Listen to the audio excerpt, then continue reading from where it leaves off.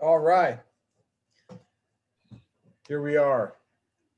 And it is another weekday version for us of Convo Improv at Live Jazz KC. I'm Herschel McWilliams with Live Jazz KC, and we have another wonderful installment of Convo Improv. Today, we are excited to have legendary drummer extraordinaire Mike Clark with us with his incredible sunglasses on. And and as always, our Royals hat topped Rob Scheps. And as always, we much appreciated. We have the available. You are certainly welcome to donate anything you can to the musicians taking part in this interview series. That can be done through Venmo and I will leave the Venmo information in the comments section as well as through livejazzkc.com/donate. But again, let me just introduce to you today's featured artist, Mr. Mike Clark, and our host, Rob Scheps. Guys, I'm here for you if you need me, but have a great one, and I'll be right here. Great, thank you, Herschel. Live Jazz KC, everybody. And on the other end of the computer there is my old friend. I mean, who's cooler than Mike Clark? Hey, Mike. Hey, Rob, how you doing, man? Hanging in there, man. I'm really happy that you're here. And for what it's worth, Mike, you are cool and you are wearing dark glasses, but you've also recently had some eye surgery, correct? Yeah, and I have I'm trying to make my little office in here into a studio, so I have new recording equipment. I have this like bizarre, my fiance makes films, documentary films, and so I have this heavy lighting stuff in here, and I can't look at it because of the eye surgery. It's too bright for me, but I wanted to light up me. Right. Well, you look lit up in every possible way, man. I would say. Well, Mike and I are old friends from New York. The first time I ever met him, I was just reminiscing when there were two jazz clubs at 105th and Broadway, Augie's, which is now Smoke, the same room, and Birdland was actually on the corner of 105th for a few years.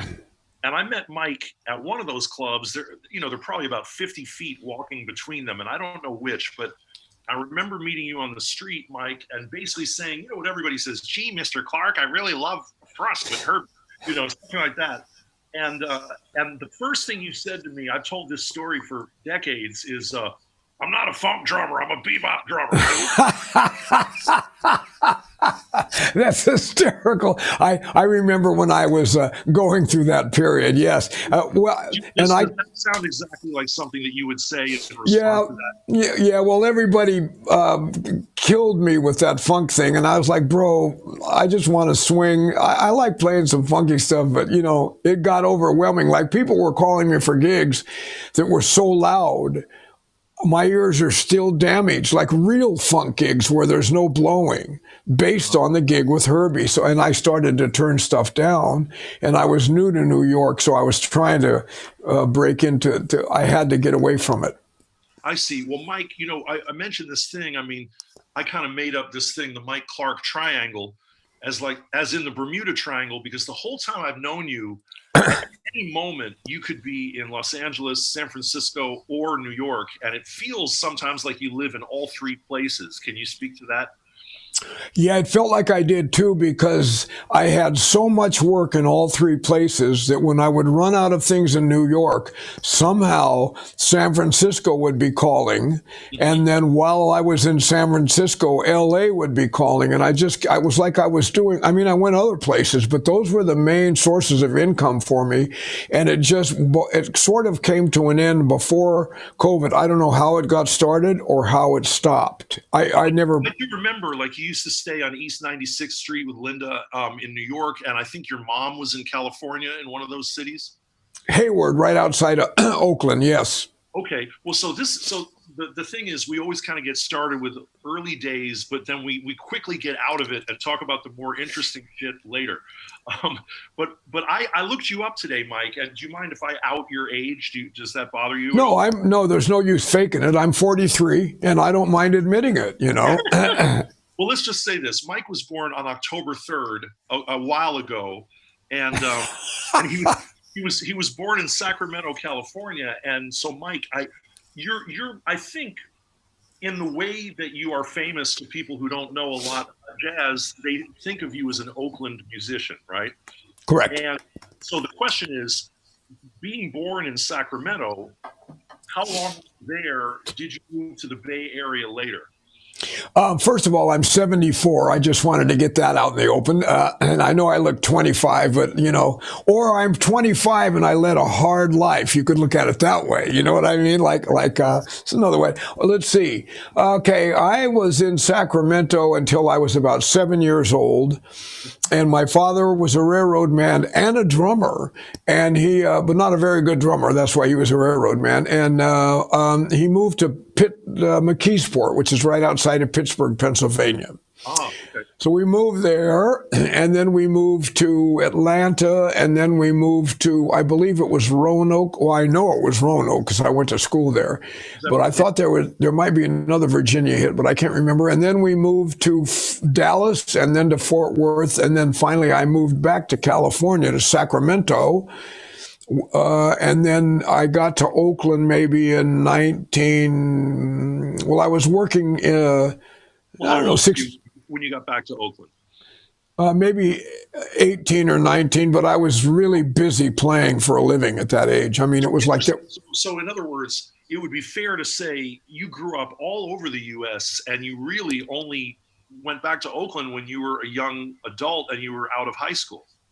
Correct. And my father would take me. I was a child drummer that actually worked, so he would set up gigs for me in New Orleans. And I was like a Gene Krupa drum guy at 7 or 8 years old. I played with some amazing people that trained me. And Mike, I read online that you actually started earlier than that. I mean, I don't know if this is correct information. It basically said you were a 4-year-old prodigy and that you were sitting in on gigs in Texas and New Orleans when you were 4. Is that right? No, I went over to my father's drum set when I was 4, and I could do the Gene Krupa tom-tom thing without instruction. It just sounded, it was there, it was all there. So he took me to, but I think that was based on the facts that he had this tremendous record collection, Count Basie, Louis Jordan, Wynonie Harris, Duke Ellington, Benny Goodman, Harry James, and he also liked jump music, and he played that stuff constantly all the time, and he was a party guy. So it's absolutely clear without any question your first influence was your dad. Yeah, and then that night that I played the drums, he took me to a place where his friends were playing, and I sat in and played Sweet Georgia Brown. And right after that, the musicians came over to the house the next day where they were like, how does he know how to do this? It wasn't that I'm and how old were you when you played Sweet Georgia Brown? 4. Amazing. Yeah. So, and I mean, this was my dad's doing. I loved it though. I mean, and then I just kept going, and then pretty soon they would hire me. He would take me places and let me sit in with the band. He'd buy the drummer or the band leader a drink or give him $10 and I'd play. And then every once in a while they'd say, well, this would be a novelty if he comes back and does a little solo. So I'd make $5. My father would bring me into the club. And so this is what happened.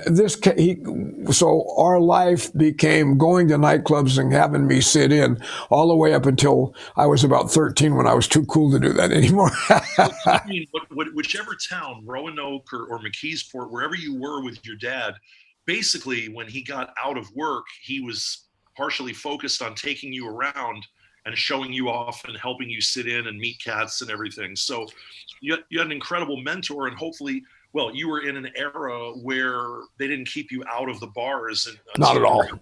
They kind of just let you in, I suppose. Well, yeah, and he also, while we were living in those places, he traveled, and he'd take me with him. So I'd go down to New Orleans, and I sat in with Murphy Campo and Mike Lala, who many people know about, these trumpet players, and when I was quite young like that. And I went all the way up till I was about 12, where I have a picture somewhere of me playing, and Dr. John was playing bass, I believe, on this one gig. And he was maybe 16 or 17. He's about 4 years older than me, this may or may not be a silly question, but I mean, you have an iconic style, man. I mean, just the way that you play, is innovative. It's special. It's not like any other drummer particularly. The question is there any New Orleans shit up in what you do as a result of this? Yeah, it's not the official New Orleans shit, but they definitely, Paul Ferreira, who was a Louis Primus drummer, and also Al Hertz drummer, Dick Johnson, and several drummers there just showed me stuff like on the gig, like on the breaks, but definitely I think hearing that sound, the shuffle. I'm not a big second line guy, but I think all of that had to do with the left hand playing ghost notes, that was going on a very long time ago, and I didn't understand. So I made my own way of doing it, and plus I'm younger, so as I grew up, my sound was more modern. But a lot of it came from that experience, and then of course Art Blakey and Philly and Joe and Well, before you heard those guys though. Is a lot of what you would describe as a New Orleans drum sound, is it kind of predicated on and based on the snare drum and kind of groovy parade feeling, or more so than the rest of the kit, or am I wrong there? No, I think so. And also the traditional jazz was a lot of the 4-bar drum breaks and stuff was mostly snare drum stuff. You'd use some toms and stuff, but it was like guys in those days were good with their hands on the snare. Not to the level of gospel chops now, but they had some technique.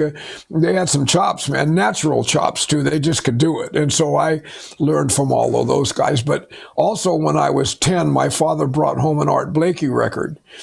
And it blew my mind. I didn't know how to do it, but I loved it. I referred to it as Egyptian music. Do you know which record? Son of Drum Suite. Oh, I don't know that record. Son of Drum Suite. Yeah, either Drum Suite or Son of Drum Suite. And I remember it just blew my mind. And that's when I started to, and then of course, I started asking about this guy, Art Blakey, and that led me to Charlie Parker. So my father's learning about bebop along with me. Yeah, I'm reading about it now, and I'm listening to my Gene Krupa and Louis Bellson days are sort of going away. I'm becoming this other guy, quite young. What's your dad's name? He deserves a name check here, Mike. George Clark. George Clark. Okay. Yeah. A lot of Clark's in the phone book, but he sounds like a really special dude, and I'm sure you loved him a lot, and he obviously had a lot of care and love for you, and he really kind of brought you along and turns you on to stuff. And as you said, he loved the drums. He played. He was learning as you were learning. Yeah, he empowered me. I think psychologically, he made me think that I deserve a career because he thought I was better than I actually was. So he was a stage daddy. He was a stage guy, and yeah, but he was also a heavy drinker, and he was kind of like, I wouldn't call him a real street guy, but right at the cusp of that kind of thing. He really had a lot of friends, partied constantly, and he was really into going out. Nightclubs were his thing. Okay. So he took me, So the question is, you're leading this, I'm not going to call it a gypsy existence, but a peripatetic existence as a child. You're moving around a lot. And, did you have your own drum kit at home, or were you just mostly going out and sitting in? Always had my own drum kit at home, always. And for the drummers out there, what kind of gear did you have early on? I had a Gretsch Broadcaster drum set with 2 tom-toms. It was a 9x13 and I think the floor tom was quite big. It was a 16 and the bass drum was a 22. This is before I knew about getting an 18-inch bass drum and all this type of thing. And it was a marine pearl, and it had a great Gretsch snare drum that would bark, man. It really had a dirty sound. And I'm sorry? Cymbals? I had A's Zildjians in those days. I didn't know about K's, and I had I started with an 18-inch ride, which should have been a crash, but I didn't know. It just looked shiny, and I was a child, so I had them get this for me. Well, actually, my dad's drum set was the first one that I played when I was 4, and it had calf heads on it, and I don't know what kind of cymbals it has, but that was also an old Gretsch set, a really old one. And my set had, the one I got later had calf heads on it as well. Yeah. Well, so I have a question. an obvious cymbal question for any drummer, but less obvious for the rest of us. So there's this legend of old K Zildjians, which is usually based around Tony Williams' sound with Miles, right? Those really dark, cymbals that didn't ring a lot. For example, if you hear Mascalero off of Sorcerer, you can really hear the sound of, or Prince of Darkness. So I guess my question is, what's the difference between A and K Zildjians, and were those 60s Ks really all that? Yeah, if you got a good one, they were definitely all that. It wasn't just that it was K. It had to sound good. I've had some really lousy ones. But yeah, when you got the right one, it was a dark, and it had undertone. It had roar, but yet attack. They were badass. I got one here that Lenny White has made and gave to me, but I belong to this company right now. This is not a K. This is an Epoch Istanbul 22, and this is the sister of the Nefertiti Tony Williams cymbal, which I have played several times at Wallace's house, and this is a great sounding cymbal. I don't know whether it'll sound great over the Zoom, but Let's here, I'll play it quiet.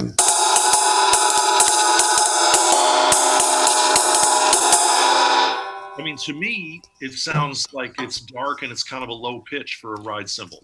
Totally, and it's got plenty of stick. And this way, the band can really feel the time with the cymbal on this. You don't have to go through that thing trying to marry up to the bass player. You can get there pretty quick when you've got a cymbal that has that. And it's got enough roar that it's not too clean, Okay, well, Mike, that's really helpful information. Thank you. Well, let's sort of fast forward. Let's say your childhood is over. And you've just hit Oakland at age 18. Now, the legend of Oakland funk musicians, I think, I'm sure I'm leaving somebody out, but it basically encompasses yourself, Paul Jackson, Lenny Pickett, and Tower of Power. Would that be right? I would say more it encompasses me, Paul Jackson, and David Garibaldi. Oh, okay. When I first, I was already playing the linear that they later called it. I didn't name it that. What does that mean? If someone calls your drumming linear, what do they mean by that? I would say that it's everything hitting at a different time rather than the coordinator independence. It would be like each instrument of the drum set. I'm not going to get too deep here, but I'll give you a kind of hits at a different time. So,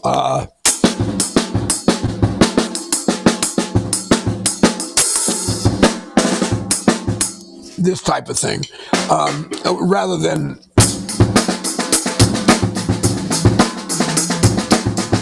which is the independence, one hand working against the other. So this is everything striking.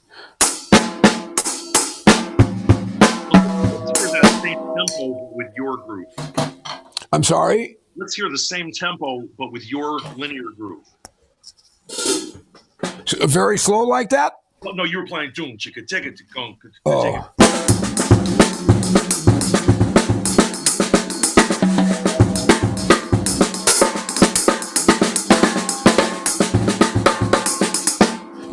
But so I mean, I'm not really great at reading transcribed drum solos, but is it safe to say if someone transcribed your solo, it would kind of look like it was all over the place compared to like a Max Roach solo, where we see the bass drum and we see the snare kind of.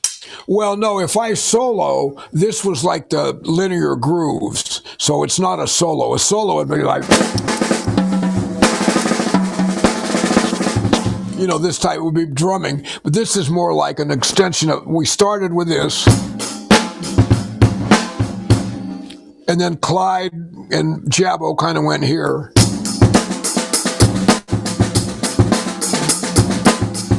And me and Garibaldi kind of went.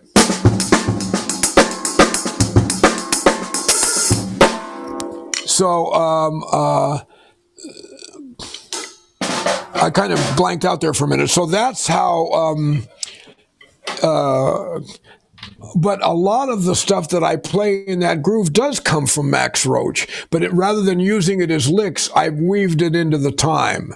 Okay, well, let me ask you a simple question that I think would be of interest to most of our listeners.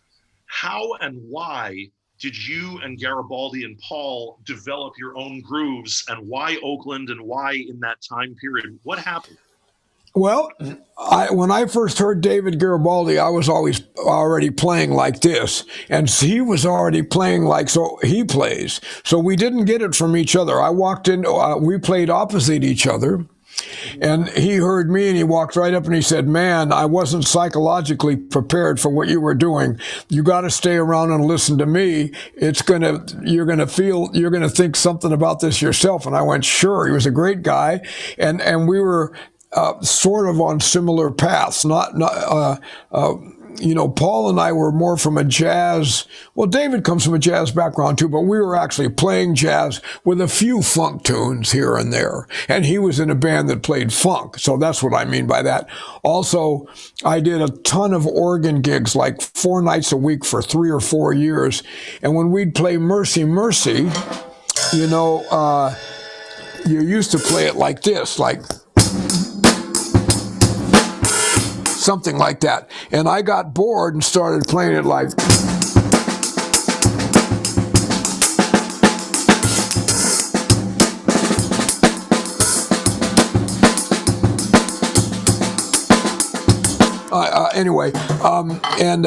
The organ player loved it, and the people started moving in the club. And one of the reasons I did the ghost note thing is because he fired the chick that was singing, and she played tambourine all night, and I missed the tambourine, and that's what got me going on this in the first place. But that wasn't a Julie Lucas gig. It ain't no Julie Lucas on that gig. That was all soul, man. She could scream and holler. In fact, you know who it was? It was Jeannie Tracy, who later was with 2 Tons of Fun. She quit. She didn't get fired. She just booked. So the answer to my question, I guess, is you and David were roughly contemporaries, but you were kind of both coming up with your groove shit in Oakland, and you were friends and supportive of each other, but you didn't learn from each other so much. You kind of each had your own way. Oh, totally had our own way. We were both shocked when we heard each other, but it caught on real heavy. And then pretty soon, other drummers started copying us, and then it became the war cry of when you were outside of a club in Oakland at that time, that's where you heard this. Now, the germ of the idea I got in Texas from a guy named Ray Torres, who was the funkiest drummer I've ever heard in my life. And I've heard everybody. He passed away, and he was my mentor, at least on the funk side, We should put a pin in that. Ray Torres, the funkiest drummer you ever heard in your life. That's where I remember. Damn straight, bro. I never heard anybody play like that. Mike, did he record? Is there anything we can hear? No, he recorded 1 track with Ike and Tina, but Ike made him play so just boom, bah. So it doesn't even sound like Ray. It could have been anybody, but no, he didn't record. He moved from Texas to Sacramento when he was quite young to raise a family, and he played with an organ trio there. And for years, and I never heard, he never heard Elvin, but he played all that rolling thing like Elvin, but it was funk, and he played all over the bar, and I turned him on to Philly Joe and Elvin. He was already fantastic, and he'd never even heard those cats. Well, now let me roll you as to quote Tower Power, back to Oakland. So you got there when you were 18, kind of after high school. How old were you? How long were you there before you met Garibaldi, and how long before you met Paul? I met Paul right about that time. He walked into a gig that one night, and he was staring at me all night. So I figured this guy's not only a musician, but he likes my drumming. And I went over to his table and said, "Hey, my name's Mike Clark." And he goes, "I know who you are." And he says, "I'm a bass player, but I can play organ. And this was my organ trio. Can I play?" And he came up and he played his ass off on B3 and sang and screamed. I didn't know Paul did that. And my God! Oh, does he man. still ever do that? Does Paul ever sit down at an organ in Japan and like let it rip? Oh, I'm sure I've been on a couple of gigs with him when he did. Yeah, he could only play like some blues and stuff, but it was an experience. It wasn't just like hearing an organ player. He would take you there, man, and he could really bring it. Oh, man. And so let's put it this way. Oh, go ahead. I'm sorry. No, I don't want to interrupt. Well, anyway, so he said, I gave him my address and I had a business card. And that night when I got home, he left the club. And then after my gig was through, I went home and he was in my driveway with some ganja and a jug of wine. And I said, come on in, motherfucker. And that's how it started right there. Would it be fair to say that even at the age of 74 and with Paul living in Japan all these years, is this still one of the greatest people in your life, one of your closest friends? Absolutely. And no doubt, because we spent 30 years together traveling and playing and being friends and going through everything that friends go through, that when you're that close to somebody. And we lived together. We had a crib in Oakland that was the epicenter of all kinds of activities, chicks, weed, music. We had a music room. We had the B3 in there, drums. Well, the question is, you and Paul, I'm sure you started playing together in Oakland and you had this unique groove and you probably just tore the house down everywhere. And I forgot that at some point, aside from New York, Chicago, and LA, that Herbie really did live in San Francisco, didn't he? No, but he was rehearsing and recording at David Rubinson's constantly. So he was living in a hotel up there, but his home was in LA. Oh, so Herbie was working in San Francisco. He never lived there per se. Exactly. Okay, and, so how did he find you and Paul and hire you to be in his group? Well, let me just give you this one missing link. Paul and I were playing jazz gigs. Paul played upright, and really well. And he also played bassoon and oboe, and I mean, he was just a natural man. He's like Scott Robinson. Fuck him. He can play everything. Right? And he plays good drums, which really pisses me off. So he can actually play and sound like Elvin Jones. I can't, and I'm like, damn it, Paul. Wow, very, very interesting. I had no idea. And of course, we all know Paul is an electric bassist. The most conservatively surprising thing you just said was that he's a good upright player. I've never seen him. Oh man, he made Lenny White's got a tape of him and Hotep and Woody Shaw. Paul and I were in Woody Shaw's band for a long time, and when Lenny would come out, he would do it, and when Lenny wasn't in California, I would do it. So Lenny has some tapes that I heard, and it's killing him and Paul. Killing. So, do you mean pianist Hotep Cecil Bernard? Is that who we're talking about? Yes, sir. Okay. Yeah. So, all right. So the question is, Herbie is recording at Rubinson's in San Francisco. You and Paul are, across the bay tearing it up in Oakland. Where does the connection come in? Well, right after I got there, though, Vince Guaraldi hired me, and I worked with him on and off for 10 years. And right. So, yeah, and Paul didn't, I got Paul finally on that gig, but much later. But meanwhile, Paul and I had a jazz band. I forget what we called ourselves, the Jazz Statesman or something, and with a guy named Al Tanner, a great pianist who was older than us. And this trio worked all over the damn place, man, all the time. And but Herbie went up to Lake Tahoe to play with Little Anthony and the Imperials. Okay. And Paul was a nervous dude that would, in those days, those cats that practiced in between tunes. I'm just going to say this very subtly. Herschel, if you're listening, we have one of those guys in Kansas City. There's a guitarist who he couldn't stop playing if you were going to drop a nuclear bomb on his house. So I hope Herschel's hearing me. I'm not going to out it, but everyone in Kansas City knows who I'm talking about. Herschel just wrote to me. I see. Yeah, so, I saw what Yeah, so, I mean, to me, well, I'm not going to say what my opinion of that is, but who was a guy who couldn't stop playing? Paul? Oh, yeah. And he'd be shedding, there'd be Little Anthony that's a big gig and they're in the Harris Club or something. It'd be like, da-da, boom. And some guy's talking and Paul's back there like, boom, boom, like cats are looking around. So anyway, David Rubinson hears this. David Rubinson is Herbie's manager and says to Paul, man, where do you live? Oakland. Oh, perfect. Can you come over and play with Herbie at a rehearsal hall? Paul's like, hell yeah. And so Rubinson found Paul first and then brought him to Herbie. And Herbie hired him. It was like, what the hell are you playing? We loved it, right? It was all, Paul's like me, he plays the funk inside out and upside down and shit. And so The other thing I want to quickly interject is Paul played, we had a B3. Paul worked at Sherman and Clay, so he went to the warehouse and pushed a B3, a Leslie, and all kinds of equipment over to the crib we shared, and it stayed there for 5 years, but he didn't steal it. He took it back, but it had cigarette burns and drink. Oh, God. But anyway, the electric bass was sitting there in the music room, and he never played it for about 2 years. And one day he picked it up and took it out of the case, and he played it exactly like he plays on Actual Proof.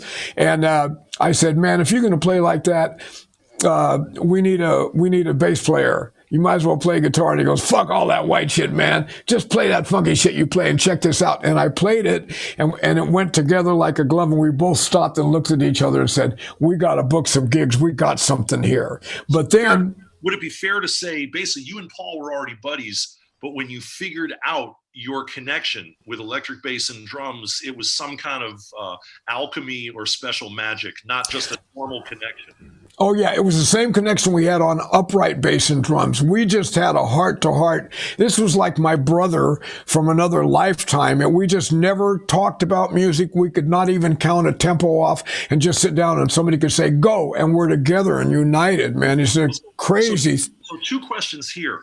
So is it a safe assumption that at this point, Paul told Herbie, you got to check out my buddy Mike Clark? That's exactly what happened. But before that, here's what I want to know.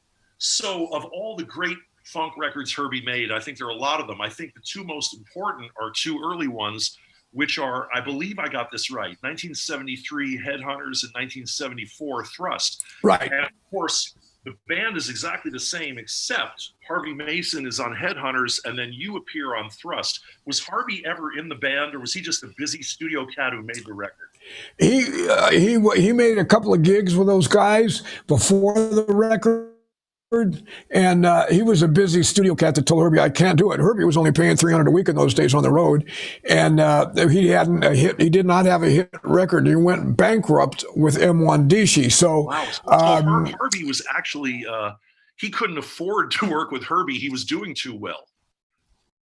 And so Herbie needed a drummer, and he tried out, who's the guy that played with Weather Report and now plays with McCoy? My fiance's sister was Eric Grabat. Yeah, my fiance's sister was married to Eric way back. Anyway, he's tried out, and a couple other guys, and Paul was like, nah, man, this shit ain't funky enough. Or this is Paul now, I'm not the one saying that. And he said, you got to try my boy Mike. Well, meanwhile, Herbie's calling over to the house all the time to talk to Paul. Paul is a social animal, never home, so I'm answering the phone and having these, and Hancock's a delightful conversationalist, so I'm having these hour-long talks about, Muhammad Ali, sports cars, 65 Chevys, women, Miles, Tony, politics, race, everything. And finally he calls me one day and he says, hey, are you that white dude that played with Woody Shaw? And I'm like, yeah. He goes, Paul tells me you have your own weird way of playing funk. And I said, well, people say that, but whatever, maybe. He says, come over and play with me. And that's how it happened. Okay. So what we're going to hear coming up right now is that band. So Herbie Hancock, Headhunters.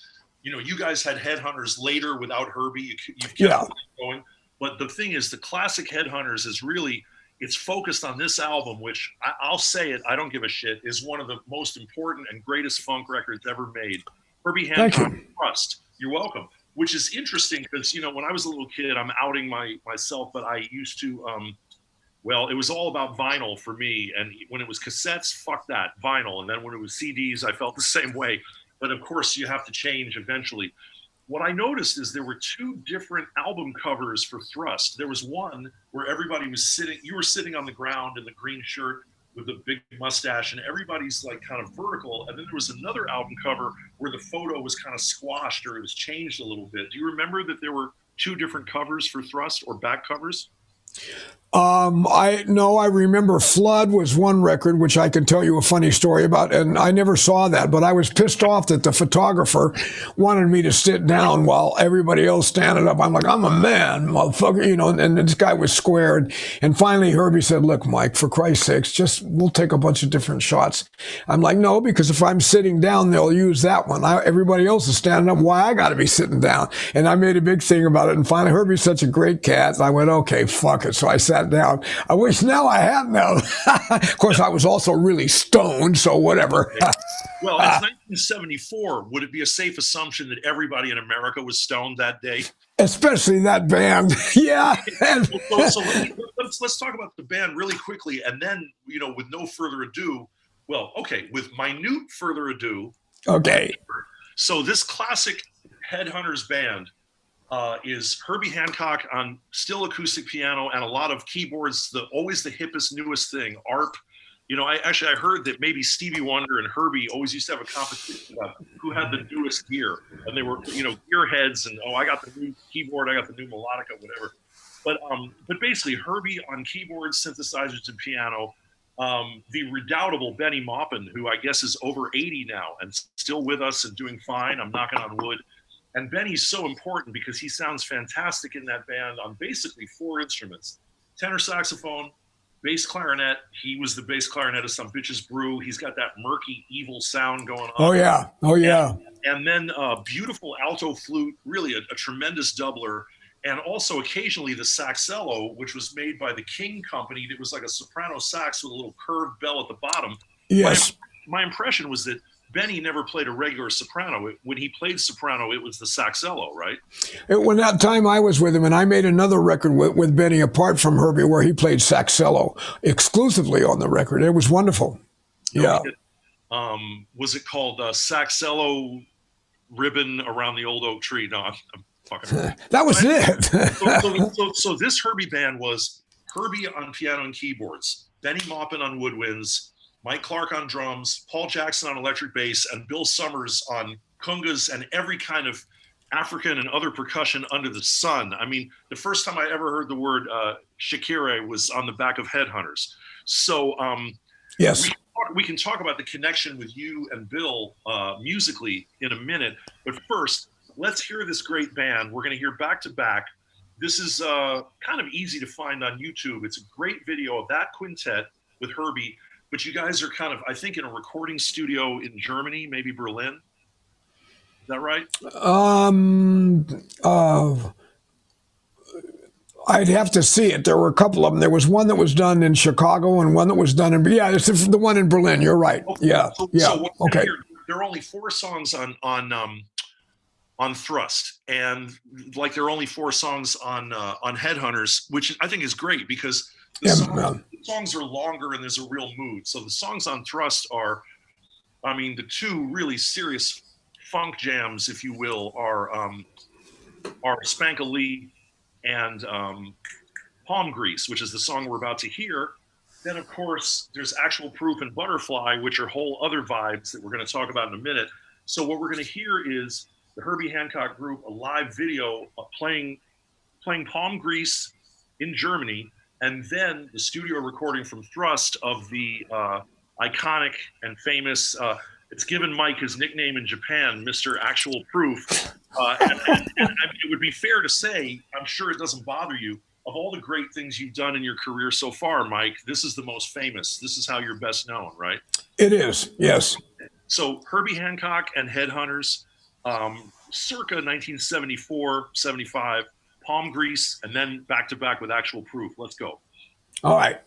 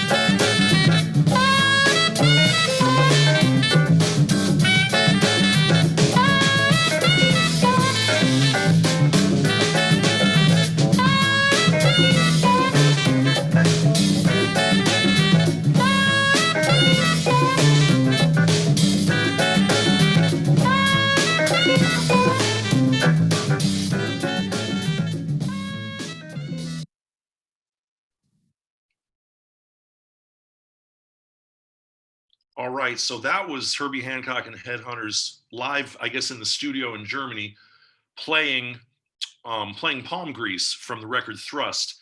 And now we're going to continue with the studio version of same band, Herbie Hancock, Headhunters, 1974, Actual Proof, with Mike Clark on drums.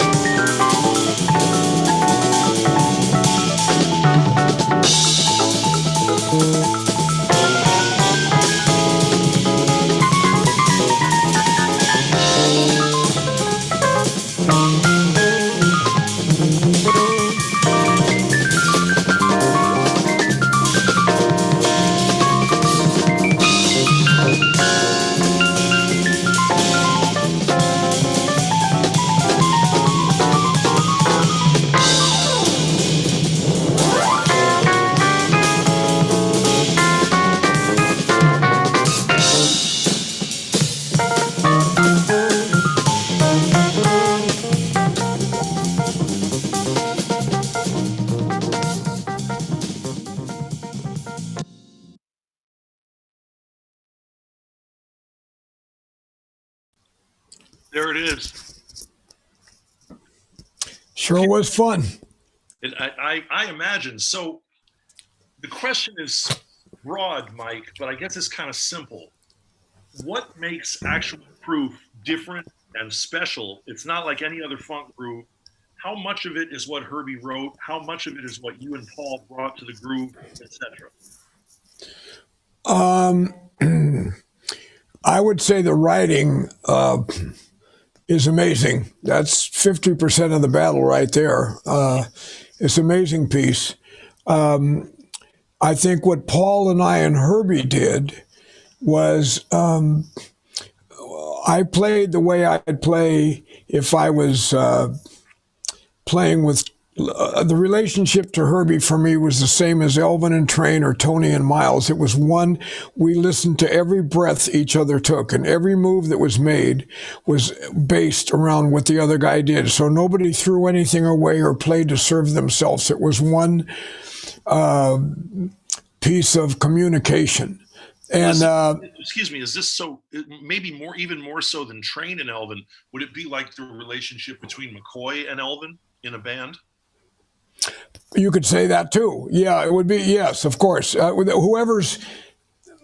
be like you and me if we were playing and we're listening to each other incredibly and we're just playing off of each other. That's what it was. It was like totally conversational. Also, once I got off the hi-hat and I got out onto the ride cymbal and we're into the blowing, then it was straight up jazz improv. I didn't play, the only difference was I didn't play dang-a-lang. I didn't play splang-a-dang. I played something like splang-a-dang. You know, I played that groove that's kind of in between. It's not funk, it's not samba, it's not jazz, it's not, it's not bitches brew, but it's all of those at once, kind of. And then, you know, my improv is obviously post-bop stuff all the way.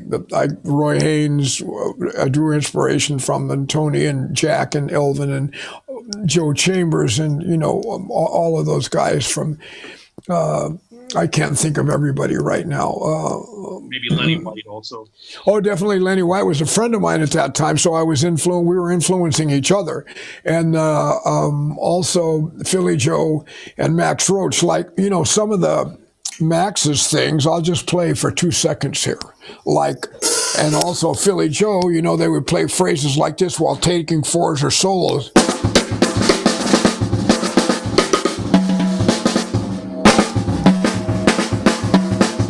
Well, that's all of those things are the beat of Actual Proof, you see. And actually, Mike, let's say that you get to write your autobiography while you're on this planet, would the title have to be something that indicates that funk and jazz are kind of the same or related for you? Well, the blues, I had a tough childhood, so the blue notes respond to my heart. Okay. So the blues to me, of course, you know, is the roux of the gumbo of the whole thing. And I play with Albert King and Albert Collins and Jimmy Reed and O.C. Smith and Jimmy Hughes, and I can't think of all those guys. Green Apples and Hickory Holler's Tramp with O.C. Smith. No, we played the blues, bro, in Texas. He didn't play any of that stuff. We did Green Apples. We had to. Yeah. But you know this thing that Elvin plays? It's this.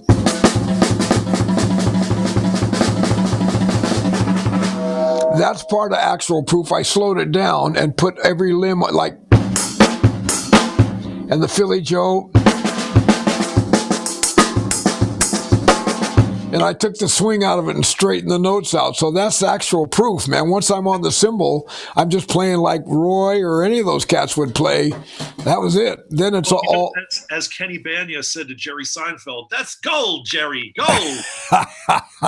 Seriously, that's incredible, Mike. I mean, you know, I've known you for 30 years, and I've known that record a lot longer. You know, since I was a little kid. And I never really heard that or understood that Philly Joe and Elvin feed it into the tributary that is your groove on Actual Proof. It's really fascinating. Oh, yeah, I didn't listen to much funk. I listened to James Brown, but mostly my thing was like all of the bebop and post-bop since I was 8 years old. I stayed true to that till this day. But I did like Boogaloo Down Broadway. I could always do the funky thing. By little Johnny C, right? The fabulous Johnny C. And 99 and a Half by Wilson Pickett. I loved all the Ike and Tina stuff in high school. And so I could always play the James Brown stuff without teaching my hands how to do it. I could hear it and play it. My girlfriends loved this music in Oakland, so I made sure I could play this stuff good. I hear you. Well, Mike, there's so many other people aside from Herbie, but let's talk about Herbie just a little bit before we Sure. And then I've got a long list of cats you played with that we can get into. I know you had a great relationship with Herbie, and I imagine that you guys were, once Chameleon and Headhunters had come out, I imagine that the bread and the gigs and the travel all got better. It did. Yeah. And this is very interesting to me. You said that basically Herbie lost his shirt doing the Mwandishi Sextet, and that, of course, is one of the most important bands in life. And, considering how many great musicians we have who passed away, I'm knocking on wood while I'm saying this, the entire fucking sextet is still alive. Yes, sir. And for people who don't know, Mwandishi, it's only a small slice of the pie of what they did, but there are 3 records. Sextant, which is one with Watusi, cats dancing in front of the pyramids. Then there's, there's Sextant, there is the record Mwandishi, and what's Crossings. Crossings. And that's the one with Sleeping Giant. And the band is succinctly Herbie Hancock on keyboards, Buster Williams on both basses, electric, Billy Hart, Jabali on drums, Benny Maupin on all those same woodwinds, Julian Priester on trombone and other things like alto trombone, and Eddie Henderson on trumpet flugelhorn. And that's such an important band. And, Julian, who's a friend of mine in Seattle, he's about 84 now. He's still with us. It's great. But I know. Well, Julian told me a very sad story. He said, I guess they did a week at the Vanguard with the Mwandishi Sextet, and they had that thing you'd have in those days, a remote truck out on 7th Avenue recording what they were doing inside. And Julian said, basically, it was the best stuff we ever played as a band, and the truck got stolen with the tapes in it. Never found them again. What he said was, every record you've heard, every video you've seen, none of it was as heavy as that stuff that got stolen. And I think he was pretty sad about it because it was very, very special. And that band was incredible because it could go electric, it could go acoustic. It might be the most avant-garde, forward-thinking ensemble that Herbie's ever had. I used to go see them every chance I got. And live, it was fantastic, man, And I even got to, when he first got together with me and Paul, he didn't have a full set of funk material yet, so we got to play Hornets and some of that stuff. And man, I got to stretch out and not just do the funk. It was wonderful, man. Beautiful. And so let me ask you a question. Here's something that I figured out when I was a teenager, and a lot of the time you go back and you say, well, what I thought it was wrong, but this is right. I figured out that Hidden Shadows is in 1908. Yeah, it is. Yeah.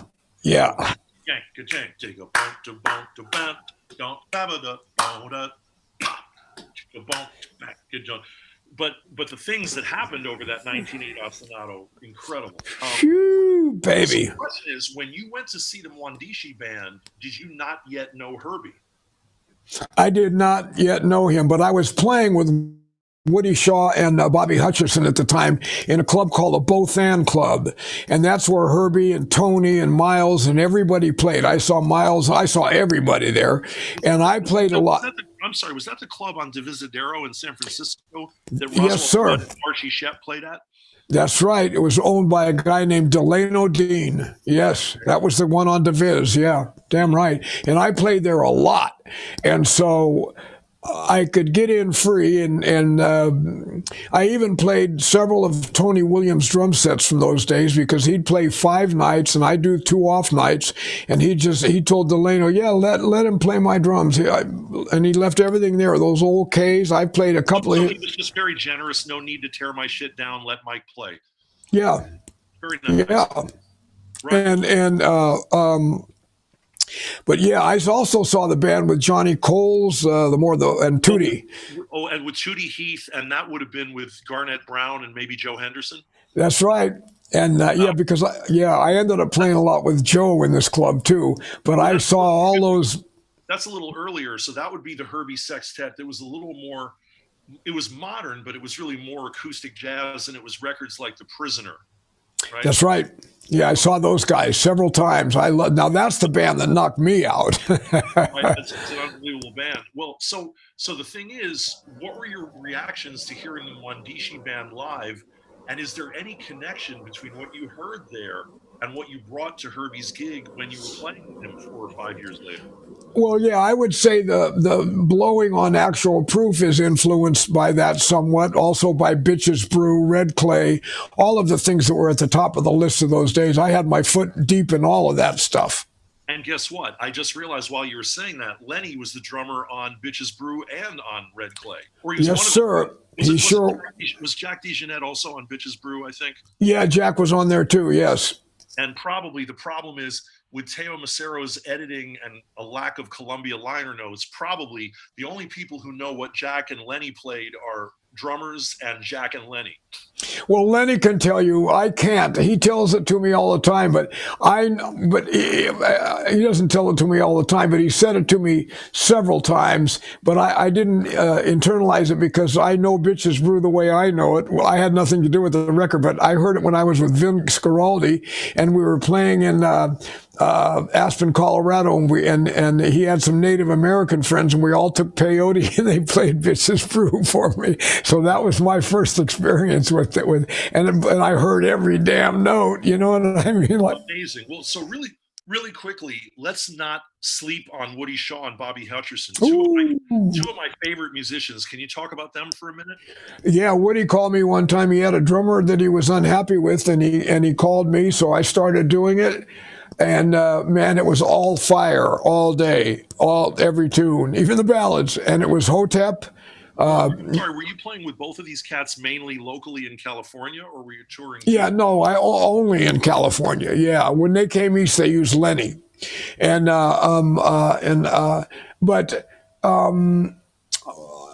Bobby had a big aluminum. Now these were early on days, early 70s, and Bobby had a big thing, like an aluminum thing that was like a gong, and it must have been 7 feet across and 6 feet high, and it was hanging on a stand like a gong would, and it was behind me.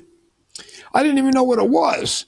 And when the band would get to a feverish point of improv and real fast, those guys played real fast, straight ahead tempos, man, and they wanted Tony, they wanted Elvin, they wanted a lot of thick drumming, you know.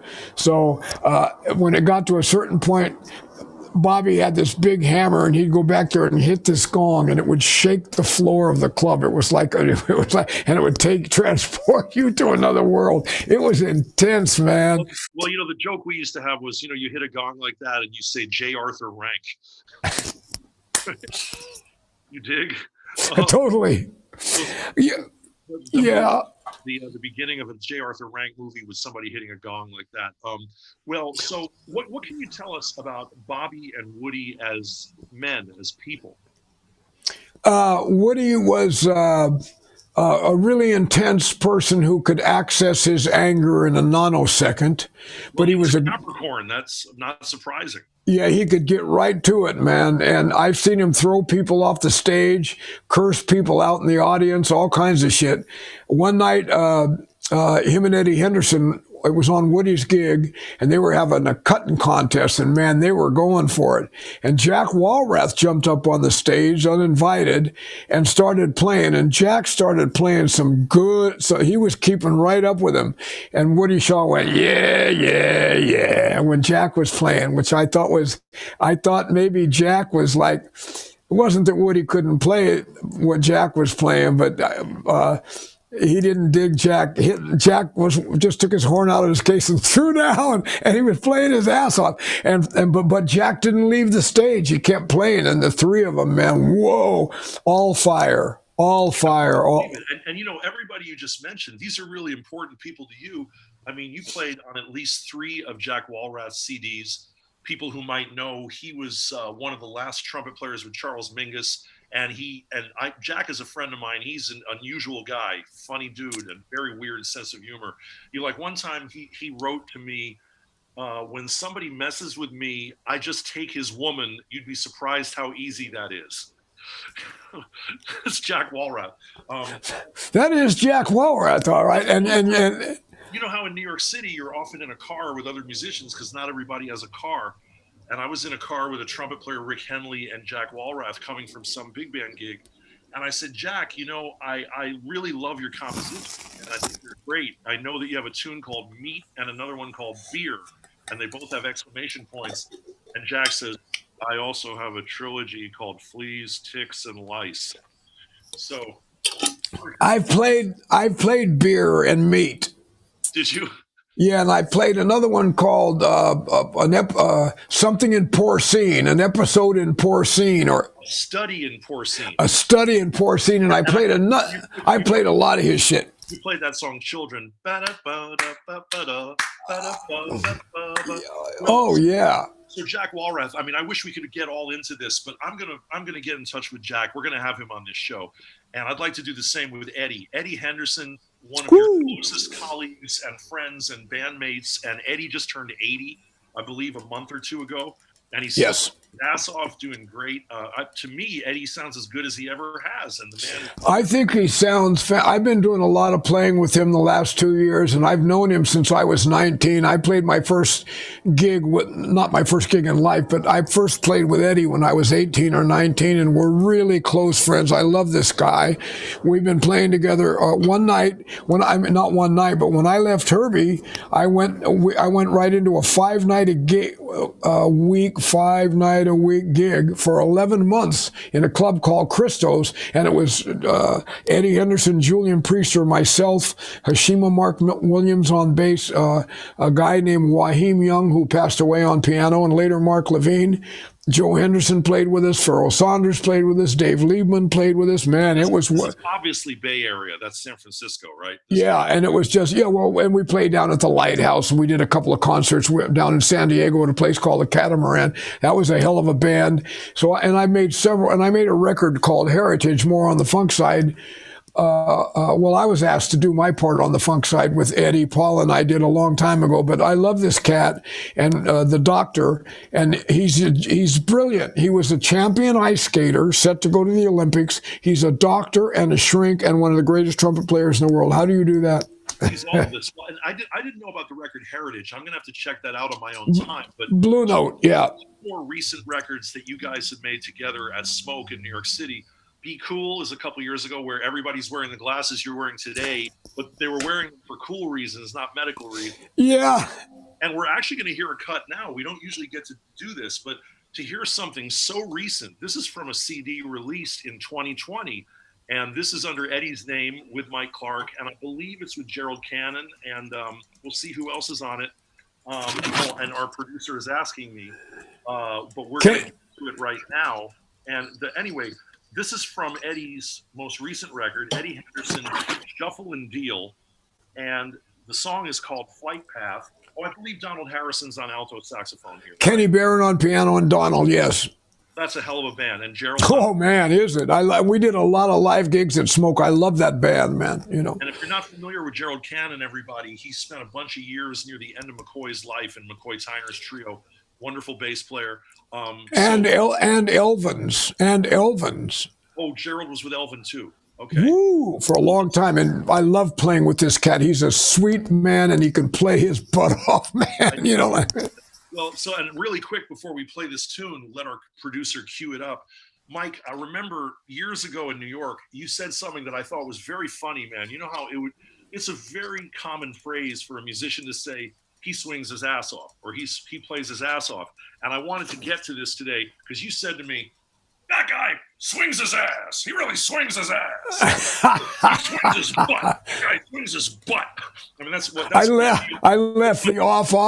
Okay. That's my questionable Mike Clark imitation, but I just thought it was so funny. He swings his butt, but there's no off. He swings his ass. Maybe he swung it on. I don't know. Shit. Who knows? Well, anyway, here's Eddie Henderson Quintet with Mike Clark swinging their ass. And this is Off. Flight Path from the new record Shuffle and Deal. Let's hear that.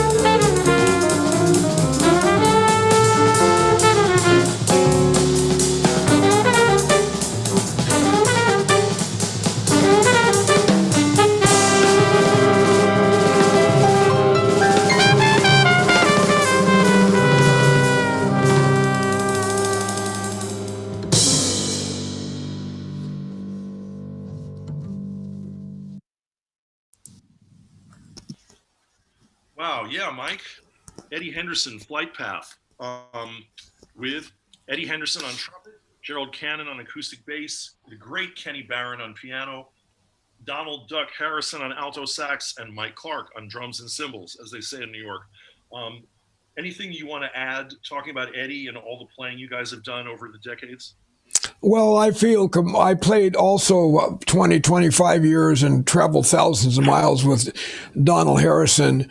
And I'm really at home with those guys, like family. We talk about family things, our private life. We've shared a lot of, and I've learned so much from those guys that I feel I can play anything with those guys, and I can play backwards. I mean, it's a recording date, so I'm taking care of business, but live, after a few nights under our belt, I could play that tune inside out, and they would know what I'm doing, and I would know what they're doing. Now, the regular piano player, I think he was in California when we did this date, is Peter Zach. And Peter is also a great artist who I love, and he's the regular guy in this band, but I think he was out west, and Eddie had to do it, we needed a guy, so why not Kenny Barron? And Kenny Barron is your sub, Jesus. Which says a lot about Peter, how great he is. But Kenny's so relaxed, and he's been up to bat so many times that it's just completely natural. And I love Gerald Cannon. I mean, he's a bandmate. He's a real team player, and I love him, and I love how he's funky. I don't mean funky like the Paul Jackson kind of funk, but he can play that kind of funk. But Gerald started in the church and then played the Paul Jackson and all kinds of other kind of funk on the electric bass too. Okay, well, there's one thing about Paul that I want to go back and ask you that I don't want to forget. Paul Jackson is, of course, one of the funkiest and most important electric bassists in music history. But the question is, he never uses his thumb. And now neither did Jaco Pastorius, and they're both funky as hell. So the people who do use their thumb, Marcus Miller, Kim Clark, Reggie Washington, Larry Graham, it's another kind of funky bass playing. So can you speak to Paul developing a style on the electric bass that's funky as hell, but never ever using the thumb?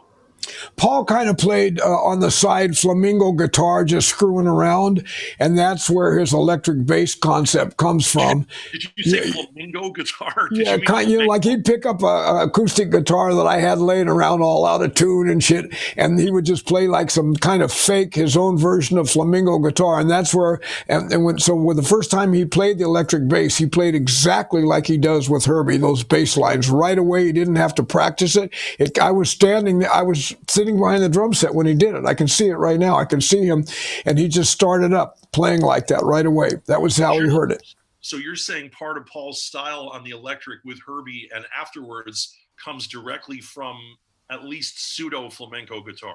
He's a very sophisticated man and a well-read guy, and so his bass playing is very sophisticated. And it comes from jazz, and his trappings on the acoustic guitar. Whenever we'd smoke one, and he just happened to pick it up and sit down and sit back in a chair and screw around. I'm sure in his mind he could tell you something more accurate, but that's how I saw it. Well, let's not give short shrift to the other two incredible cats in the band. Can you talk about Benny and Bill? Benny Maupin, incredible saxophonist, big fat tenor sound. Again, the bass clarinet voice on Bitches Brew, providing some of the evil on that record, and I mean that in a good way. Yeah. And Bill Summers, who is a great conga player, but he adds groove and color. And of course, you and Bill and Paul and Benny at some points have continued Headhunters beyond when Herbie kind of left doing that. And so I remember two records you guys made in the 70s or 80s, straight from the gate. And remind me, God Make Me Funky, was that the other one? Well, that was on the Survival of the Fittest. That was a tune. Let me tell you about God Make Me. I tell you about this a little bit before I get into bed. Okay. Please do. Paul we're talking about Headhunters post Herbie, right? Post Herbie. And but I'm going to go pre-Herbie also. It's all one thing when you hear the story. I won't make it that long. You also have to tell us why somebody named a tune Pork Soda. That was Blackbird. And if you know Blackbird, you'd know why without even knowing why. That's just it. So for those who are not the cognoscenti, he's talking about Dwayne Blackbird McKnight, who's yes, one of the great funky guitar players who doesn't get enough knowledge, but has played with everybody. He's an important part of Parliament and George Clinton. I think he played with Miles Davis for about 10 or 11 minutes. And he was actually in the Red Hot Chili Peppers for a moment also. I didn't know Bird played with them. That's interesting as hell right there. You know, they went with a lot of guitar players after Hillel Slovak died, and they didn't have John Frusciante yet. But one of the guys who was there for a minute was Blackbird. Wow. And so he's a really heavy, important guitar player that we should all know about, right? No, he's much more than a funk guitar. He's really got an imagination and uses it. You know, he may not have got I know I can speak English. He's not as famous as some, but that guy's worked steady at the top for a long, since the Headhunters, man. You know, here's the question. There's no way to get a sub for Herbie Hancock, but I think I can say with fairness and impunity that the guy that you got later did as good a job as any human being could do to fill those shoes, and that would be Billy Childs. Would you agree? Oh, God. Well, he's a genius. Childs is a genius. And Childs, I call him William Childs. And, yeah, God, heck yeah, man. I'm sure you've played with him, and he's as good as it gets, man. I don't care, funk, jazz, whatever. I had one gig with Billy Childs with Diane Reeves for the Mount Hood Jazz Festival in Portland with a big band. I think it was called Celebrating Sarah, but it was like a large ensemble doing orchestrations of Sarah Vaughan songs in a modern way. Wow. Featuring Diane, and I'm pretty sure arranged by Billy. So we had the rehearsal in Portland, and I was excited. Hey, man, here's Billy Childs playing piano and kind of MDing and helping us with the music. And then by the time we did the gig later that evening, Billy wasn't there. Brad Meldau stepped in at the last minute and sight read it because I believe Billy's mother was ill and he had to fly to California at the last minute. So the one gig I had with Billy Childs, I met him, but I never got to play with him. So. Okay. Well, I'm going to call him today. I owe him a call, so I'll mention this to him. Let's see. Okay, let me tell you about God Make Me Funky right quick, because this is important. Paul and I lived in the hard Huey Newton hood of Oakland. We lived on right between 85th and 86th, one block off of 14th, and that's where it was all going down. And so there was our little crib. Well, it wasn't that little. And next to us, there was the vacant lot. And then a woman named Mrs. Jones and her husband had moved up from Georgia. And in a little teeny place that you couldn't even sit down in, they opened up Everett and Jones Barbecue.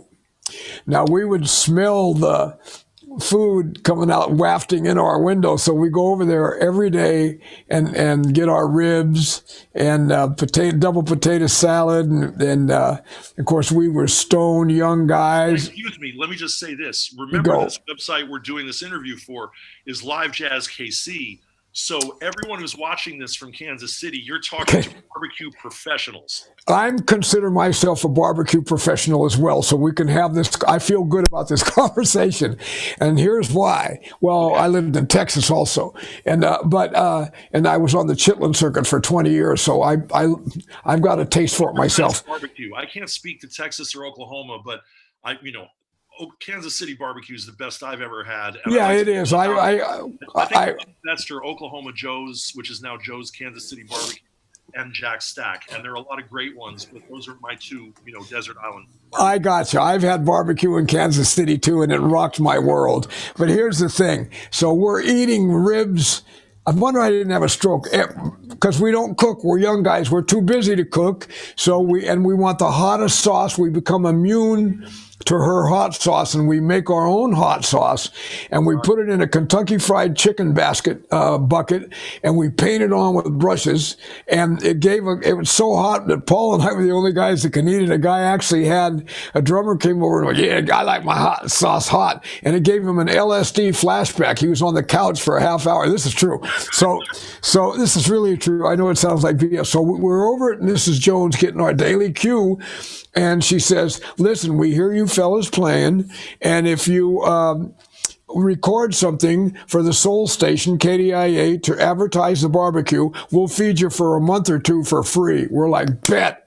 So you can't sit down. So while we're waiting for our barbecue, we write God Make Me Funky, Paul and I, the lyrics to it on a napkin. And we're both, okay, this, that, the other. We're writing it down. And 2 napkins it took. And then we ran over to Ray Dobar's Soul City, which was a couple of blocks away. Ray was kind of I'm not going to talk about that part about it. So, but we also had a recording studio. And we went in and we called a couple of our friends who came right over. And we recorded the real God Make Me Funky, which was not produced and had no pointer sisters, but it was so funky, I can't even believe it. The one we did with the Headhunters, to me, sounds like the 4 Freshmen. But here's the rest of the story. So KDIA starts playing it in the background while they're advertising the Everett and Jones meals. And so people are calling in, hey man, what is that song? And so they started playing the song. So Paul and I had a little regional kind of a hit, and we put the B3 in the van, the one that he borrowed for 5 or 6 years from Sherman and Clay. And we did duos, doing God Make Me Funky and our little soul tunes. And Paul would sing and play B3. And we made a lot of bread doing that. Now Everett and Jones has the palatial Everett and Jones. They're huge. And it's right next to Yoshi's down in Jack London Square, where right next to the building where David Garibaldi and I first heard each other play. But that's the God Make Me Funky story. And then later, we recorded it with the Headhunters. Wow. Well, Mike, now, I just wanted to say really quick, so the Headhunters continuing post-Herbie, you guys made Survival of the Fittest and Straight from the Gate, but also in 1998, you made Return of the Headhunters, which has been in my CD player for a long time. I know that record really well. Who is JK? What a funky guitar player this guy is. He's a guitar player that was also doing, what record? Gramavision was that? No, it's the one with Kwanzaa and PP Head. Oh, I meant the label. I know the music. JK was a guitar player that was working with whoever was running that label, and they wanted him to produce, and we were cool with it. We were like, come on, he was great. He's a funky guitar player. And but the other 2 Headhunters records I didn't care for. They were very heavily produced, and I didn't feel like I don't like my playing. But the God Make Me Funky drum sound that was one of the biggest hip-hop samples, rap samples, drum loop. They took that, and it's the first drumming on NWA with Dre and all those guys, and it's on Prince, and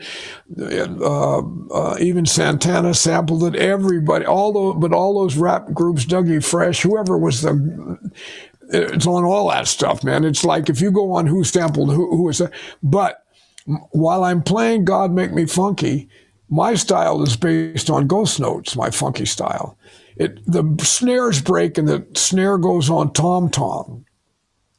And David Rubinson says, keep playing, but I'm pissed off because I don't have a snare. I have a tom-tom. So you can't hear any of the ghost notes on the record when it came out. And what they did was, I said, we have to do it again. My snare broke. Fred Catero, the engineer, gets a wastebasket. I've repaired my snares on the snare drum. They put a microphone in the wastebasket and record the snares to the microphone, and that's the drum sound, which is a hideous drum sound. But even rap hip-hop groups now use that drum sound, even though it's not me. To them, it was a great drum sound. And you don't get to hear any of the ghost notes in God Make Me Funky. It sounds like I'm just playing 2 and 4. So the point is the drums as they are recorded on God Make Me Funky is really not what you generally wanted to present. Hell no, and there's no snare. It's all tom-tom, but they made it, the snares rattled to the microphone, and they made something, man, to me, a bad recording of Mike Clark playing funk is about as upsetting as a bad night of Sonny Rollins. It's still fucking great. Well, thank you. I love that. That's good news. To me, I was horrified, but like everybody liked it. So I went like, you know what? Okay. Now, of course, now I'm cool about it. That was years ago. So whatever, Okay. Well, I got 4 questions about Headhunters, and then we're going to quickly move on to everybody else you played with and go through them at warp speed. So the first question is, what was the dynamic when Headhunters decided to continue with the 4 of you without Herbie? Did you guys all talk about it? Was there a copyright on the name? Was Herbie cool with it? Did Herbie say, like, you got my blessing because it'll be great, and everybody's already hip to it, I need to do other things? What happened? I think it was Herbie's idea, and it was kind of a gift to us from him. But there was a lot of infighting in the band, so it wasn't a happy family. I wanted to play jazz. I'm like, I don't want to play this shit anymore. But I needed money, and Paul, there'd been some ugly exchanges in the band where, I used to bring weapons to rehearsals and stuff. And so me and Bill, Bill Summers, we've been threatening to kill each other for 50 years. And this is one of my favorite people. I love this cat, and we're family, man. We're locked for life. And I miss him all the time. But, we would both had explosive tempers, and everybody in that band threatened to kick the shit out of everybody except for Herbie and Paul. Paul was too big, and he could clean the whole band out. And we loved Paul, and Herbie's such a nice guy. Nobody's going to get into it. But me and Benny and Bill went round and round. You know what I mean? But at the same time, well, I was just going to say, every one of you is an indispensable part of that band, of the Headhunters sound. There couldn't be any other percussionist than Bill, although I guess later in a later band, Herbie had Ken Nash, and that worked pretty well, I think.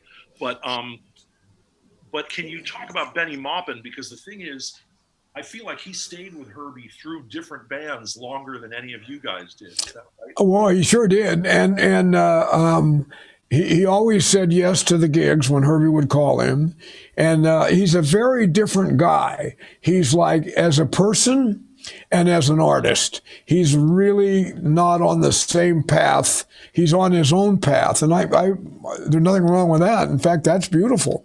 And he's, he's a very deep man, and he's very, he's really kind of an avant-gardist. And here he is in a funk band, so I think that bothered him sometimes. It bothered me being a post-bop. On the song Spank-A-Lee, you basically hear Benny's solo, and it's funky and bluesy, and then later it sounds like Albert Ayler, in the same. Well, that's how Benny is, like, yeah, and sometimes he'd leave off the funky and bluesy part and go straight Ayler on you, or he kind of reminded me when I first started hearing him and he got popular of Joe Henderson a little bit on the tenor. This is pre-Headhunters, They're a very rich, dark sound that they both have, and Junior had that sound, and Hadley Calvin and Tyrone Washington, similar sounds. I played a lot with Hadley too, so yes, I agree with you on all of that. And when Benny and I play in that situation together, it's much better for both of us. In which situation together? When he's straight ahead. Ah, okay. Or right. Acoustic. I'm going to tell you something interesting. So I have a band with Tony Garnier, who's a wonderful acoustic and electric bass player in New York. And he's been the musical director for Bob Dylan. He's been there 29 years. He's played more gigs with Dylan than any person who ever lived. And Tony told me a few months ago, before the pandemic, he said, man, I was in LA and we wanted to go out and hear some music, and we had a night off from Bob or whatever. And I looked in the paper or online to find out what was happening. And we went to this little club somewhere in the middle of nowhere, and we heard Benny Maupin, and it was fucking great. And that's within the last 12 months. And he said it was like the best thing we could ever have heard on a night off from Dylan. I know Benny and the Sheet Waits and some guys have been doing something, and Benny every once in a while, I don't know, I don't want to say every once in a while, but he books stuff around LA. And Tony Garnier, I just spoke to him on text this morning. He's a good boxer. Did you know that? Dylan taught him how to box. Tony never mentioned that to me. I've seen all of his tattoos, but I've never heard about him boxing. No, he boxes all the time. He even, I think, did a couple of amateur fights. He's and I love playing with him. He's a great cat. I play with him too. Well, so the next question about Headhunters is, how have you guys as a group, the four of you, Benny, Bill, and Paul, how have you carried on your thing for 20 to 30 years after Herbie? And of course, on the record, Return of the Headhunters, Herbie's there as a guest on the first couple of songs, right? Yeah. Well, Benny eventually went and didn't want to do it anymore. And Bill and I have it, and we've kept it going all these years. And Donald Harrison is the saxophone player in the Headhunters. And wasn't there a little period where you guys used Branford also? We never used Branford, but we used Azar a couple of times. Azar Lawrence and Headhunters, interesting. It was interesting. And it opened it right up, man. You know what I mean? I'm like, yeah. But no, Branford never played with us. He'd play with her probably in a Herbie Headhunters thing, but not with us. But me and Bill are the leaders. We have a record coming out in about 3 months, I think, on a label in New Orleans. But it's pretty much me and Bill and Donald, and we use different bass players. Reggie Washington when we're in Europe.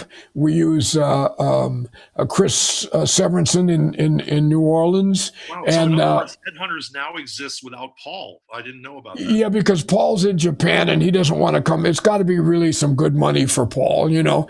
I mean, it's, and it's heavy traveling when you're getting a little older. He's not willing to do all that anymore. And Bill and I could still do it. We're still in pretty good. Yeah, let's do it. And we don't do it very often either. But when we do, we use the organ version with Jerry Z playing organ and no bass player, which I really love because we can play standards as well as Headhunters. We can play tunes as well as Headhunters. That reminds me of two things. I have to ask you, and I need short answers because I want to compact all of this. Yeah, okay. All right. We don't have a whole ton of time.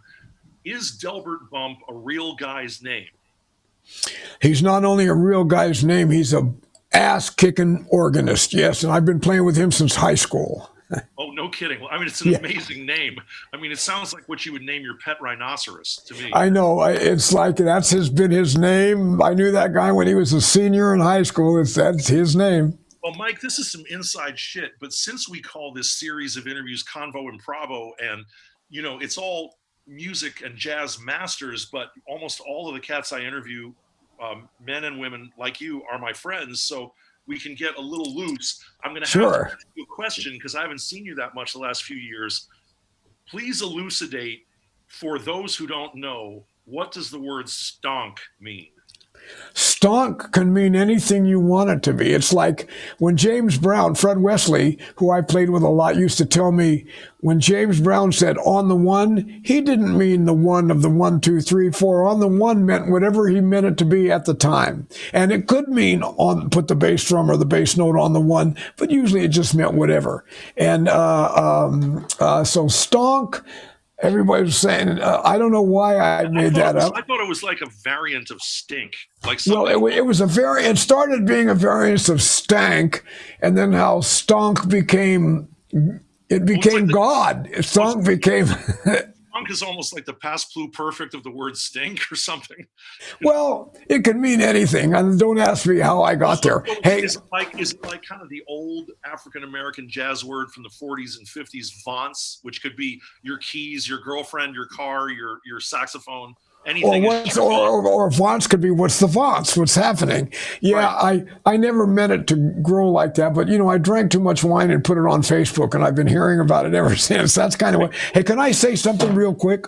Whatever you like. May I advertise my book? Go right ahead, Mike. I'll make this quick because I know we're on a short leash here. Show us the book. All right, this is on Hudson Music. It's called The Post-Bop Drum Book by me. Move it about 2 inches to your right so we can see the whole cover, or maybe pull back a little. Yeah, there you go. Okay. All right, and it's got all of my post-bop and some bebop drumming to show the connection between the two, the bridge between the two. It's so rather than write what Tony did or Elvin did, I wrote what I do, and it's done really well. And this is the other thing I want to say. This may be a little off the beat. I just started reading this Tina Turner's new book. It's bizarrely good. It's fantastic. I'm like, whoa, what? I can't believe it. That's all I'm saying. Yeah, all I know is Mike and I are both Buddhists, SGI, and Tina Turner is a Buddhist, and I think Buddhism and Wayne Shorter and Anna Maria saved her when she was running away from Ike. And you know, that's a whole other thing. But I'm sure that any book written by Tina Turner in terms of music and life and overcoming obstacles and Buddhism is going to be fascinating.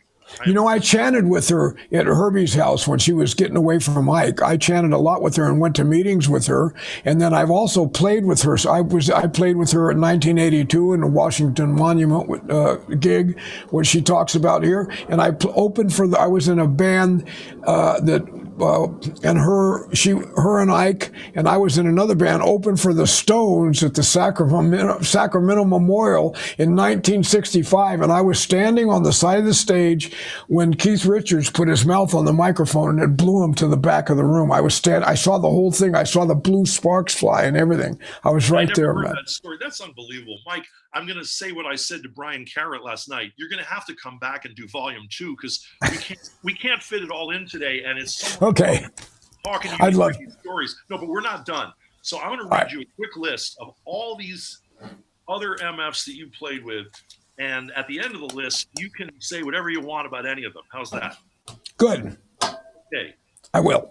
Albert King, Larry Coryell, Vince Guaraldi, Nicholas Payton, Tony Bennett, Chet Baker, John Schofield, a lot of things with Christian McBride, Wayne Shorter. I'd like to hear about that. Joe Henderson, again, Bobby Hutcherson and Woody Shaw, Wallace Roney, Billy Childs, the Gil Evans Band, which I've been part of for 25 plus years, and I didn't know you ever worked with him. Dr. Lonnie Smith, the Turbinator, your longtime association with great keyboard player Michael Wolf, Bobby McFerrin, Nat Adderley, and then a couple other things that I can't even read. So I guess my question is simple. What pops out at you about any of those cats? Anything you'd like to say about John Schofield or Chet Baker or Albert King or anything? Well, let me tell you quickly about Michael Wolf. Him and I had the Wolf and Clark expedition, and we've been playing together on and off and been friends since the Both And days in the late 60s at the Both And. May I ask a question? I'm sorry to interrupt. Just for my clarification and that of people who watch this video, didn't Michael Wolf play piano with Cannonball near the end of Cannonball's time?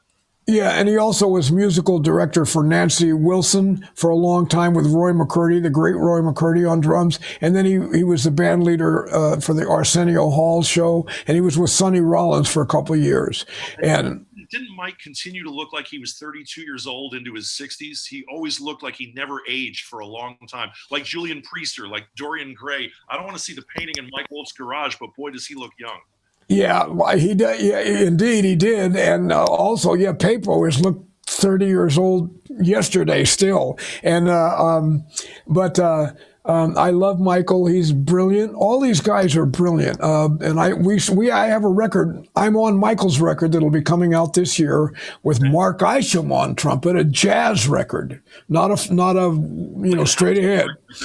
And John B. Williams on bass. And then I'm coming out. Leon Dorsey and I'm on Leon's new record with Harold Mayburn.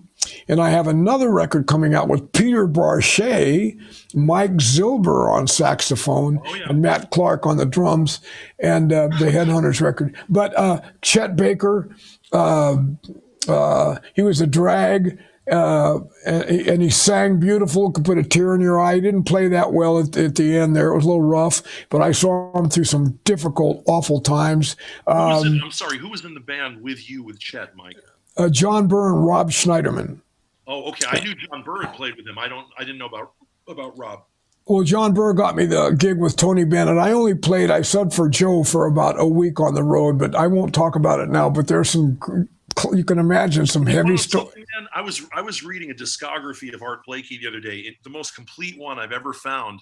And I found out that Eddie Gomez subbed in the Messengers for 2 nights, and Chick Corea actually did the gig for about 3 months. And I knew Randy Brecker had played, but I didn't know when. So, there's always, let's put it this way. You might feel, well, I don't really want to put Tony Bennett on my resume. It's not cool. I only played for a week. But the thing is, that's an important experience anyway, even if it was a short one, right? And it was a hell of an experience, which I'll tell you some other time. But believe me, it wasn't. Volume 2. I'm going to read a little more of what you've done. But I want to tell you, I played at the Zinc Bar with the Gil Evans Orchestra. I'm surprised. Were you on that gig? This is 2.5 years ago. No, because I've been part of that band, in and out since 1993 at Sweet Basil. but I never worked with them at the Zinc Bar, and I've never done a Gil Evans gig that you were on. And usually when I'm there, it's Kenwood Denard and Mark Egan. Exactly. What's it? Lou was on it, and Yeah, it was something I wasn't involved in. But okay. So here's a list of a bunch of other cats that you've done things with. You've made CDs with, well, some great California musicians. Saxophonist Dave Ellis. You've worked with Charlie Hunter. You play with the skipper, Henry Franklin. Oh, yeah. Great bass player who I know had played with Freddie Hubbard and other people. Yes. Let's see. Chester Thompson, my question was, is that Chester Thompson, the African-American drummer who worked with Weather Report and Genesis? I mean, it was the keyboard player or the drummer? The organist from Santana and the Tower of Power.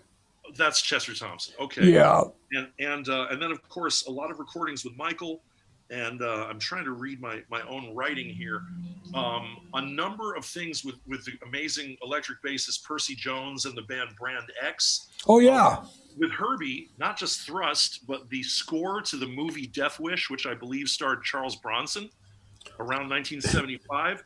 And I also, this is special, I didn't know that you were on Manchild with Herbie later. Yeah, I'm all over. Manchild's a great record, but it ain't Thrust or Headhunters. It's not quite as important or as good, but it's very funky. And on a song called Steppin' in It, we hear Stevie Wonder as a guest improviser on harmonica, and he sounds fantastic sitting in with you guys. Listen, me and Paul did most of those tracks, and there was nobody in the room but Herbie, and he was directing us. The only thing I did live on that record, and then he took the tracks to L.A. and overdubbed all those other guys. So sometimes it would just be me and Paul and not Herbie. He'd play a groove until I tell you to stop. Okay. Well, speaking of which, do you think that a lot of the drummers Herbie hired after you were more kind of straight up funk drummers who didn't really play much jazz or any? I mean, James Levi, James Gadsden, were some of these folks really not jazz drummers because Herbie needed something else, and the jazz chops you brought to the thing were not required from your successors? Yeah, I would say that's exactly right, except Gadsden can play some straight ahead. And now James Levi, me and Paul thought he would be a good replacement for me, and he's an old friend of both of ours. And James can play some good Latin stuff, man, and some funk. I mean, we could do an entire day interviewing just about Herbie's and your connection to it.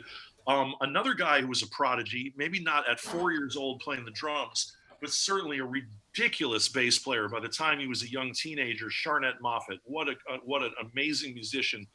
And I know that you made Music for Our Soul and also Indigo Blue live at the Iridium, and it looks like an incredible band. Donald Harrison, Randy Brecker, Sharnette Moffett, yourself, Christian McBride. I don't know, how was Christian involved if it was Sharnette's record? No, Christian wasn't on Sharnette's record. Indigo Blue is my record, and Christian was on that. Oh, I'm sorry, I misread my notes. But But so basically, can you speak really quickly about playing with two of the greatest bassists of the modern era, guys a generation or two after you, Sharnette and Chris? Well, I'll talk about Chris first because I know him better. I've made 2 records with him and several gigs, a week's worth of gigs. Not a lot of gigs, but about maybe 4 or 5 nights plus two albums. And I played with Ray Brown 2 nights with Jack Sheldon in the 60s. The Ray Brown. Yeah, the Ray Brown. And it he reminds me of Ray, except, of course, Christian's very modern. He can play all the Paul Jackson stuff on the upright bass. He can do anything. He's brilliant. And but his groove, just like being attached to a 747, you don't have to look for anything. And Sharnette also has a tremendous beat, and he's got a wicked imagination, and he can do anything at any time, and you're not sure where he's going to go, which I love. And I just want to tell you really quick, I hear from our producer, we have to wrap up in a minute here, but I did hear McCoy Tyner live a couple of years ago. Long story short, the rhythm section was Sharnette Moffett and Eric Gravatt, and that was unbelievable. Those were nice. Two guys who can really hang with McCoy, and I don't want to leave out, you made 1 record with Alfonso Johnson, another heavy bass player. And this is maybe something we can get to later. Maybe we can dedicate this interview to all of the incredible musicians we've lost to this terrible virus. this year, and of course, one of those that's painful for all of us is our friend Wallace Roney. Oh, And please.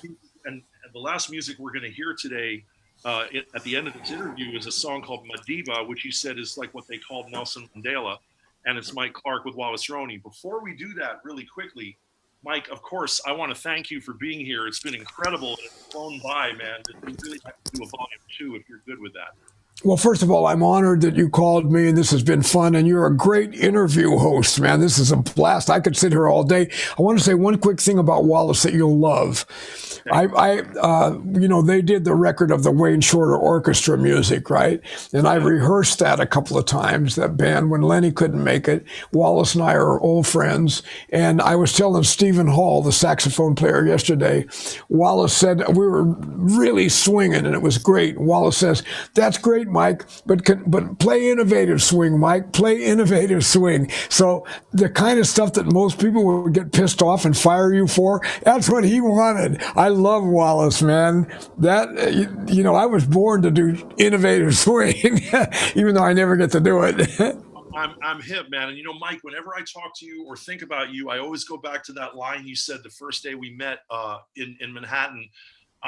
I'm not a funk drummer. I'm a bebop drummer. But of course, you're both, and you're one of the greatest at both, Mike. And I love playing. Oh, and I haven't gotten to play with you that much, but do you remember there was a little club that disappeared called The Saint, and I sat in with you and Matthew Garrison there? That was unbelievable. That was unbelievable. That was fantastic. Yes. Yeah. I want to play with him, and I want to play with you too if we ever get to play again. Well, one thing I know we could do for sure is I bet we could play trio with Matthew live streamed from the Shapeshifter in Brooklyn. I'm down, bro. Let's do that. We owe it to ourselves to do that. I'd love that. Mike, I would love it too. I want to thank our wonderful producer in Kansas City who founded this website at LiveJazzKC. That's Herschel McWilliams. We want to thank him for keeping these interviews going during the pandemic, hopefully giving all of us something to enjoy and look forward to while it's very difficult to play live music. Very quickly, coming up on Convo Improvvo, this was recorded December 21st, the shortest day of the longest fucking year ever. This winter solstice, 2020. But anyway, we're all looking forward to a new non-regime and the vaccine taking place and hopefully life getting less tragic and back to semi-normal. But the interviews we have coming up after Christmas, December 27th, John Stoll. And then in the new year, in January, the 3rd, George Cables. The 10th, Kurt Whitey, straight from Paris. The 17th, Mama Jay Clayton. On the 24th, trumpet master Alex Norris.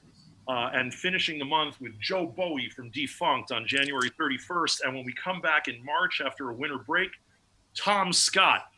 So whoa, you're really good here on Convo Improvvo. So all I can say is, Mike Clark, I love you. Thank you so much for being with us today and doing this. And you're one of the most fun and scintillating of all the folks. And of course, everybody's fascinating and nice to interview, man. But with you, it feels like 6 minutes. There's no doubt. This was a lot of fun. Thanks for calling me, man. Rob, I appreciate this. This was really cool. And one other thing, I'm a huge fan of your music, and I'm a huge fan of your Facebook post, man. You better believe I'm watching. Somebody wrote the other day, they said, man, I wish I could collect all of your anti-Trump posts of the last 4 years in a book. I'm like, well, I don't collect, I just spew. A collection may be nice, though. I can dig that. Well, it's like what Eric Dolphy said. Music, once you play it, is in the air. It's gone. You never recapture it.